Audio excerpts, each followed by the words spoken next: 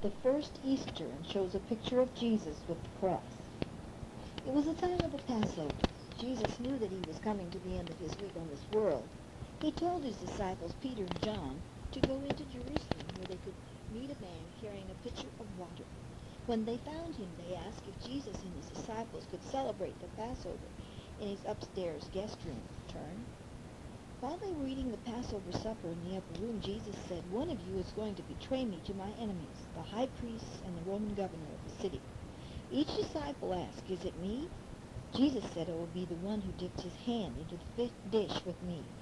Jesus took the bread and broke it, and then he gave his disciples wine. He said, "Eat this bread and drink this wine in remembrance of me." Turn. After they had sung a hymn, they all went out to the Mount of Olives.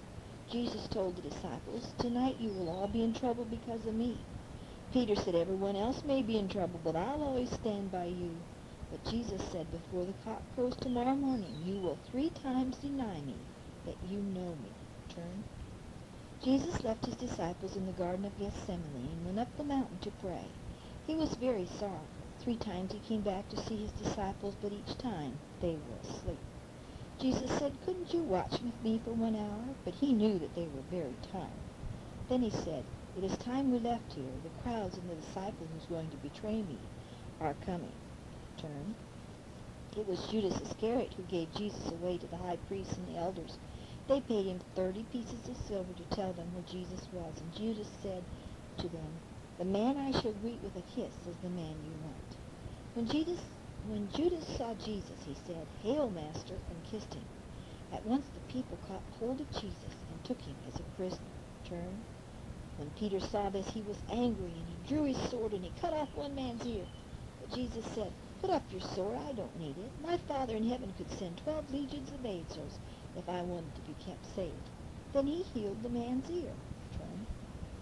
The crowd took Jesus to the house of Caiaphas the high priest. Many people came there to swear that Jesus had pretended to be the king of the Jews. Then they said he had plotted against the Romans who ruled the country.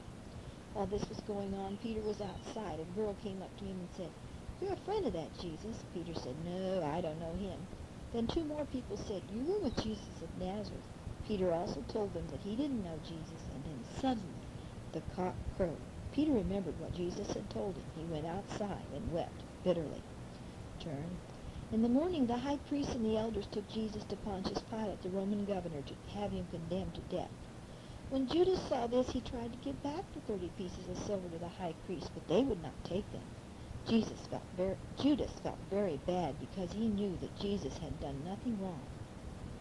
Judas felt so guilty that he went and hanged himself. Turn. When Pontius Pilate saw Jesus, he asked, "Are you the king of the Jews?" Jesus said, "Those are your words, not mine." Pilate asked him a great many questions, but he could not find anything that Jesus had done wrong. Pilate said to the Jews, "This man is innocent. Shall I let him go?" But the people cried, "No, release Barabbas, the robber, instead." Turn.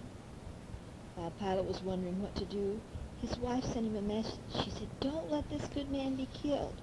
I had a dream about him last night." But Pilate knew that the crowds of people wanted him to set Barabbas free, not Jesus. Pilate was afraid to go against the crowd, so he washed his hands in front of them and said, "I am innocent of the blood of this good man." Turn. Before the soldiers took Jesus outside the city to be killed, they mocked Jesus. They put a crown of thorns on his head and gave him a purple robe. Then they pretended to worship him. They whipped him and made him carry a wooden cross to Calvary, the place where he was to be crucified. Turn. Jesus was crucified between 2 thieves. The soldiers taunted him. They said, "If you are the Son of God, get down off your cross." But Jesus prayed to God, "Father, forgive them. They don't know what they're doing." After 3 hours in the hot sun, Jesus died. Turn.